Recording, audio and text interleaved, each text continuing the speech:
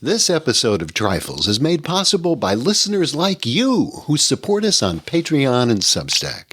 To learn more, go to patreon.com/trifles or trifles.substack.com. Welcome to Trifles, a weekly podcast about the Sherlock Holmes stories. It is, of course, a trifle, but there is nothing so important as trifles. Yes, the lip was twisted, the soldier was blanched, and the men were dancing, but there are so many other details to pick apart in the stories. Pray, be precise as to details. You know the plots, but what about the minutiae? Have you ever stopped to wonder about whatever happened to Inspector Gregson? Or Mrs. Hudson's husband? Or of Holmes's early clients? You are very inquisitive, Mr. Holmes. It is my business to know what other people don't know.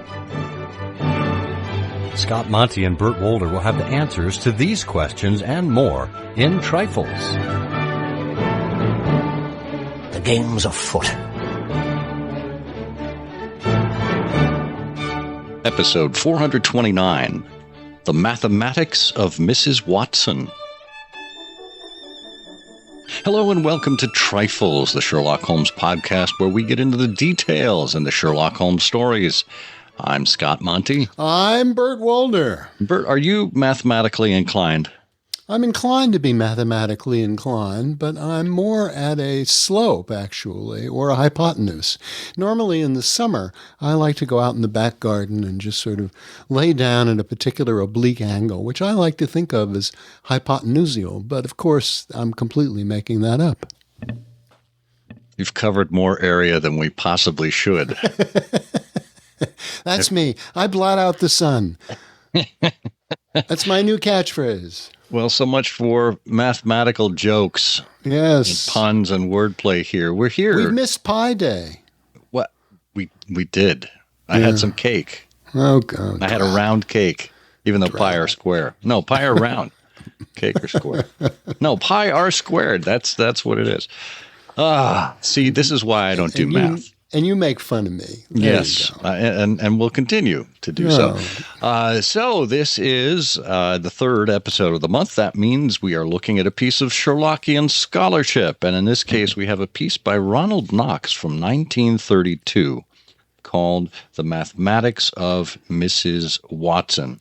It originally appeared in The New Statesman and Nation on November 12th, 1932. An odd place for a piece of Sherlockian scholarship to appear.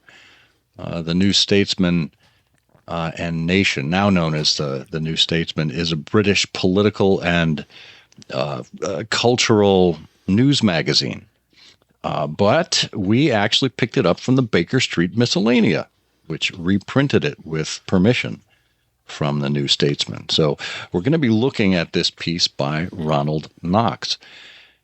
Before we do, we just wanted to remind you that you can support the show in whatever way makes sense for you. We have options on Patreon and on Substack. Just go to patreon.com/trifles or trifles.substack.com. When you become a paying member of the show, we have bonus content to share with you on a regular basis. We'll have another Trifling Trifles episode coming up without too much delay. We'll be continuing on that series throughout this season. And you are automatically entered for a chance to win a back issue of the Baker Street Journal. So that all comes with membership on either one of those platforms. Check them out in our show notes and let us know if you have any feedback for us. Just leave us an email at trifles@ihearofsherlock.com. Okay, we are delving into the Baker Street Miscellanea, which is a publication that ran from, 1974 to, I want to say 1996-ish. Is that accurate? Sounds reasonable to me. I haven't looked. I think it ran somewhere between 20 and 25 years. But it was a wonderful publication, and I don't think it gets enough visibility, which is why we wanted to pull one of our Mr. Sherlock Holmes the Theorist episodes from the Baker Street Miscellanea. And this one in particular was intriguing because they bill it as a stimulating example of high Sherlockian scholarship in the book review category. As much of an essay as a review, we especially commend it to the attention of the chronologically inclined student.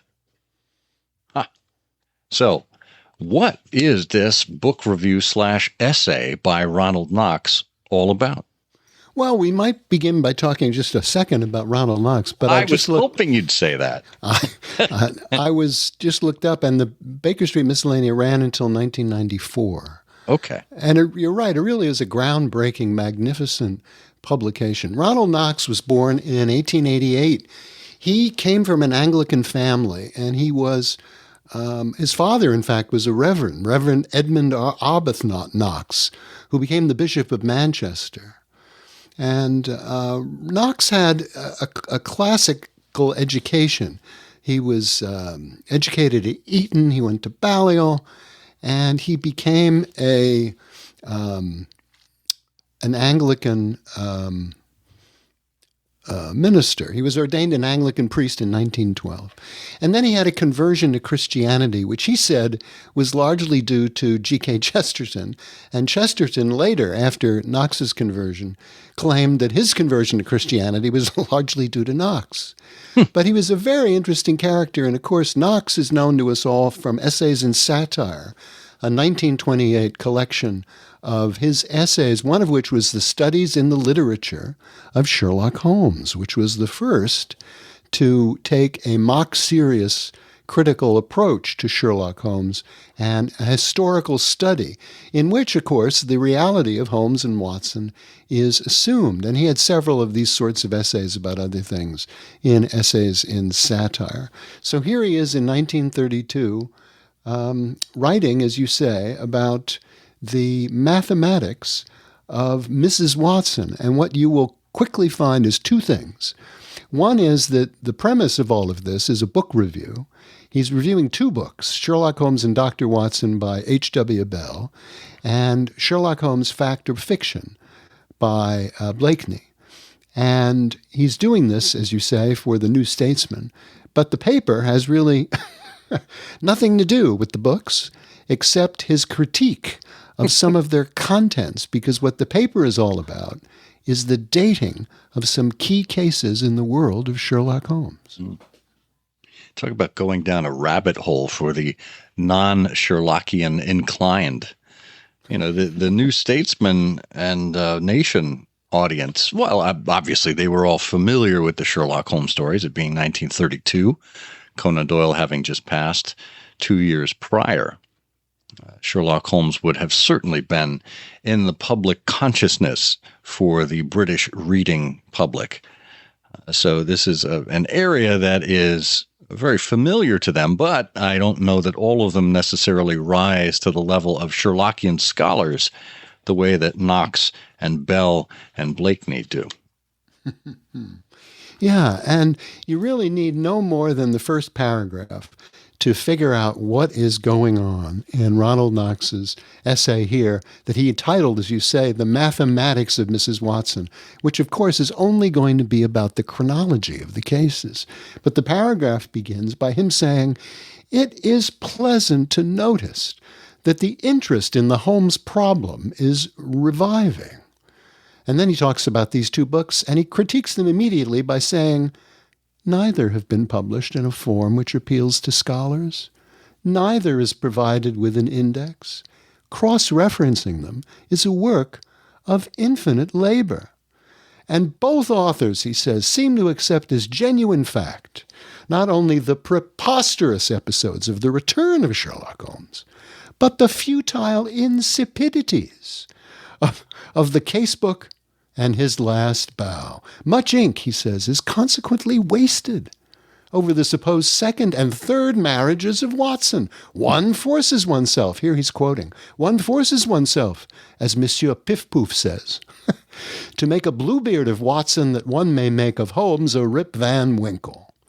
Well, now this, of course, Piff-Poof is a reference back to his essay from Essays in Satire about studies in literature of Sherlock Holmes, in which he introduced Monsieur Piff Pouf and other crazy names of people as imaginary scholars who were applying the sort of textual critique that was then being applied to the Bible, to the cases of Sherlock Holmes, to try to find out the real meaning. And it says this, what does it really mean? And he was sort of spoofing that. And that's why you have Monsieur Piff Poof here. And then, off we go. He says the real issue here, Blakeney's treatment is on the whole sane and conservative. It's okay. But Mr. Bell is tangled in a hopeless web that began with S.C. Roberts and Desmond McCarthy. This fellow Bell is dating Sign of the Four to 1887. And consequently, his whole book is a juggling feat. By the way, he says, I've always claimed 1888 is the true date, and that conclusion stands as unshakable today as it did 20 years ago. And now he is off and running. Yeah. So this is he clearly has a little more patience for his fellow countrymen with T.S. Blakeney here with Sherlock Holmes Fact or Fiction. When it comes to H.W. Bell, the American, with his Sherlock Holmes and Dr. Watson, it does seem that Knox has no room for anyone who steps outside of his preferred chronology. And he says our problem in dating Sign of Four is threefold, and we have to determine, if possible, the month, the day of the week, and the year of the occurrence, and all three questions are intensely involved, and he goes through each: the month, the day of the week, and the year. Now, with the month, he says Mr. Blakeney gives us July 7th. That's the date of the postmark on Thaddeus Sholto's letter. And Mr. Bell, in equal confidence, gives us September 7th, a Wednesday in that year. He bases his view on the statement in Chapter 2 that it was a September evening, quote unquote, from Watson. He's been astute enough to notice the oysters on Holmes's menu indicating September. And we should note for our listeners that in those days, one typically followed the rule of thumb that there had to be an R in the month in order to make eating oysters something that wasn't of a health hazard. Right? So May, June, July, and August were off the plate when it came to keeping oysters on your plate. Yeah. No warm oysters. No. So he says that the grouse, too, that was mentioned as a meal in the Sign of Four. That would be impossible in July. And so would fog. It's characteristic of his method that he doesn't stop to consider how July could have been the date of Sholto's letter and how that passed Holmes's scrutiny without him making a comment on it. But he has some other things that work against him. It had just struck 3 on the palace clock. That's a quote from the Sign of Four. When Watson came back to Pondicherry Lodge with Toby, and Holmes climbs out on the roof and down the water pipe, and then the chase starts. Right, so it was just past 3, and then so the east had been gradually whitening, and we could see in some distance some cold gray light. Was this meant to be on September 8th when the sun rises at 5:24? Or on July 8th when the sun rises at 3:53? Still, more serious, in the final chase, Holmes and his party board their launch at Westminster Bridges a little past 7. They have to be at Jacobson's before 8. And Watson mentions passing the city, seeing the last rays of the sun gliding upon the summit of St. Paul's. That's 365 feet above the ground, but that doesn't involve any considerable time interval. On September 10th, the sun sets at 6:27. On July 10th, it sets at 8:14. So here we have Knox using a blend of meteorological and astrological occurrences to work both in favor of and against Bell's arguments at the same time. Well, yeah, and we should probably hit the high points here because this is actually pretty dense. But notice what's going on here. Having spoofed this sort of textual investigation back in the 1920s, he's realized how much fun this is. And so he is going word by word through the cases here to find support for the chronology. Now, of course, this is 1932, so time has passed, and we've now got H.W. Bell and Blakeney involved in this and other people who are writing. So he's now realized how much fun this is. So then he gets into the day of the week, and he says, I don't see what right Mr. Bell has to choose September 7th. Look, once you've given up on July 7th, you can't pretend to know anything about the day of the month. And Bell says the action of the story is from the afternoon of the 7th until the night of the 8th. Well, come on. If you look at the original text, you'll find Watson had twice breakfasted between the afternoon following the murder and the afternoon of the final chase.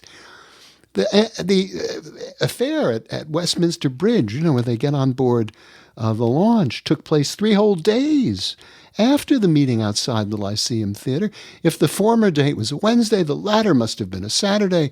If it was a Saturday, how is it that men are coming away from work in the yard between 7 and 8? And then, he's into the Mordecai Smith's advertisement, and then he's proposing what he thinks is the right solution here. Miss Morstan called at Baker Street on a Monday. Jonathan Small was captured the following Thursday. If Monday was September 7th, the year would be 1885, which, as we're going to see, is impossible. No, the day of the month, sorry, Mr. Bell, can't be determined. Mm. And here's where he really has a beef with Bell, is the year. The year of the occurrence. He said Mr. Blakeney declares 1888 and has the evidence behind him, but Mr. Bell, who belongs to the 1887 school, he minces no words here. He says is far less lucid and less accurate in his presentation. And he begins, and of course Knox had to pick up on this, by assuring us, quote, that Father Ronald Knox selects the year 1889.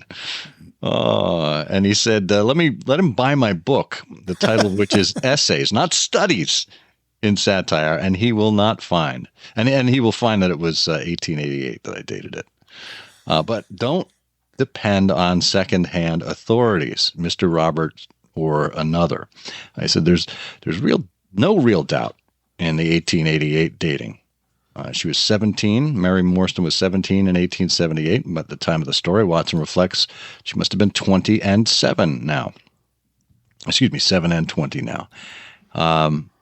So that's pretty straightforward. And Watson refers to Sholto's first letter written 6 years ago. Holmes assumes the treasure seekers were 6 years at work. And Desmond McCarthy pointed out that many authors, including Mr. Roberts, S.C. Roberts, and Bell, have not thought it through. And, you get into the dating of the pearls. Of course, the Sholtos were sending 1 pearl a year to Miss Morstan, so that helps us to date the year as well. It's just... he just keeps raining blows down on Bell, one instance after another, picking apart how the date of 1887 was impossible for the sign of war. Well, and more of the same continues here. He really is sort of going through the canon, going through these cases with a fine-tooth comb. And he gets into 1888. Now, of course, we know he's already told us that is his preferred and selected date. And in fact, I think that's the generally accepted date these days, September 1888. But he says, look, the point here, as Mr. Blakeney points out, And as you've underscored, he's a fan of Blakeney here, and not a negative against Bell, who, by the way, committed the original sin of misrepresenting the title of his book. My goodness. Blakeney points out, because you need to make the year 1888 so that we can arrange the other cases of Sherlock Holmes in their true chronological order. Yes. And if you follow this other dating, it just doesn't make any sense. For example, he says the engineer's thumb. That, Watson says, that took place in the summer of 1889, not long after my marriage. Mr. Bell solves this by scribbling over 1889 and just sort of changing it to 1888. Well, that's not the thing to do. Oh, so in order to arrive at his theory that the sign of 4 was in 87, he changes the date in the engineer's thumb? Wow, that is kind of a sleight of hand. What a guy! But then Knox gets says this is we're heading for the exits here. The only real puzzle is the 5 orange pips. There's no doubt at all. The date of this is September 1887. Now, interestingly enough, Knox points out, in Scandal in Bohemia, Holmes says, I've been beaten 3 times by men and once by a woman. Now, Bell, he says, thinks that therefore, this case comes after A Scandal in Bohemia, and therefore after Watson's marriage. Wow. And yet, he says, what we're reading here is my wife was away on a visit to her mother's. That's what it says in the Strand magazine. Well, wait a minute now. We know Mrs. Watson's mother died when she was young. That's page 14 in the Sign of 4. Yeah. So, what's going on here? And if the Sign of 4 took place after A Scandal in Bohemia, as Bell would have us believe, I think Knox very cleverly says, well, he wouldn't have said that I've been beaten 3 times by men and once by a woman. He would have said 3 times by men and once by the woman. Right. So it must be some other woman. Well, anyway, he points out, one is going to forget many things. And he goes back to Monsieur Piff Pouf, the death of one's mother-in-law not. So clearly, all of this puzzle about the 5 orange pips is a bit of a mystery. And then, he's sort of finished. He says, it's not to be feared that the Holmes problem is a mine which suffers from a diminishing returns law. Watson had this genius that however deeply we probe his work, he has always fresh inconsistencies to reveal, which will be the basis of fresh theories. That is good, yes. Here's to fresh inconsistencies and fresh theories. Hear, hear. Yeah. Well, and as always, fresh trifles.